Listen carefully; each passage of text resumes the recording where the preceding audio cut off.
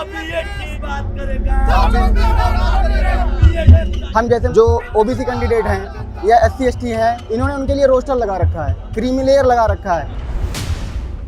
Example के तौर पे अगर 5 सीटें निकल रही हैं तो पहली 3 सीटों पे इन्होंने जर्नल को या सवर्ण वर्गों को रखने का तय किया। मान लीजिए अब यूनिवर्सिटीज़ क्या कर रही हैं, जो यूनिवर्सिटीज़ में बैठे हुए पदाधिकारी हैं वो क्या कर रहे हैं कि वो लिमिटेड सीट ही निकाल रहे हैं। जैसे एक सब्जेक्ट की पर्टिकुलर केवल 3 सीट निकाल रहे हैं। अब 3 सीट के अकॉर्डिंग वो 3 सीटें जो होंगी वो जर्नल के लिए होंगी। अब ओबीसी या या एससी का लड़का अब पढ़ने लगा, पढ़ के ऊपर लेवल पे पहुंचने लगा। जब देखा इन्होंने कि अब ये बच्चा ऊपर आ रहा है तो इन्होंने वहाँ पे बैरिकेडर लगा दिया हमारे लिए।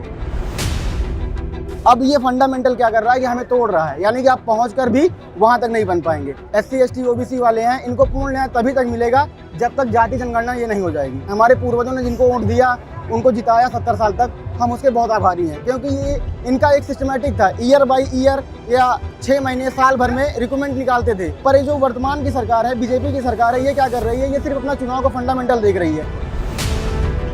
जब इनका चुनाव नजदीक आता है, 6 महीने रह जाते हैं, तब ये वैकेंसी निकालते हैं।